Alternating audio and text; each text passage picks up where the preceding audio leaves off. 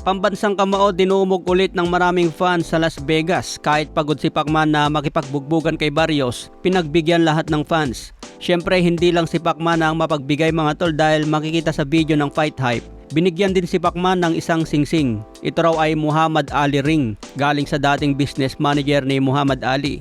May kumakalat din na balita na sinabi daw ni Manny Pacquiao na siya ang GOAT o greatest of all time. Pero ayon sa narinig ko sa interview, ang sabi ni Pacman, hindi ako ang magde-decide kung sino ang greatest boxer.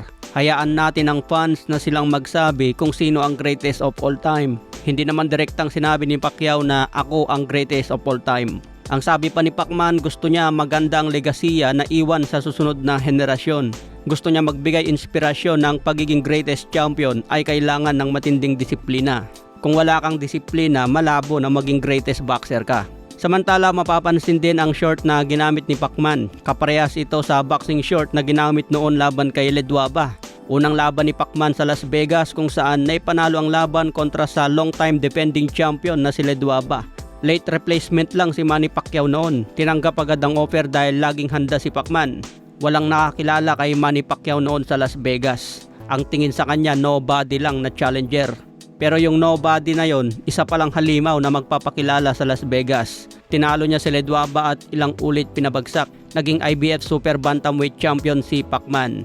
2001 ang laban na ito at matapos ang 25 na taon, muling sinuot ni Pacman ang kaparehong boxer shorts. Abot kamay na sana ang tagumpay mga tol pero hindi pa pinagbigyan ng judge. Samantala, binanggit din ni Pacman sa isang interview, kinumpirma ang isang payag ni Sean Gibbons. Bago matapos ang taon, posibleng may laban ulit. Binanggit ang buwan ng November or December. Malayo pa ang buwan na yan mga tol, kaya abangan natin kung sino ang muling sagupain ni Pacman. Kung mas mahaba na ang training ni Pacman, mas solid na ang kondisyon. Base sa naging laban niya kay Barrios, nabawasan na ang aggressiveness at kombinasyon. Napansin ko nga mga tol, more technical na si Manny Pacquiao ngayon. Experience at ring IQ na lang ang nilalaban sa mga batang boksingero. Epektibo naman ang ganitong estilo ni Pacman kaya hindi siya masyadong nasaktan. Yung jab lang talaga ni Barrios ang madalas tumatama. Hindi man siya yung dating Pacquiao na nakikita natin pero kaya pa lumaban. Sabi nga ni Barrios mga tol, nakakabilib daw ang stamina ni Manny Pacquiao.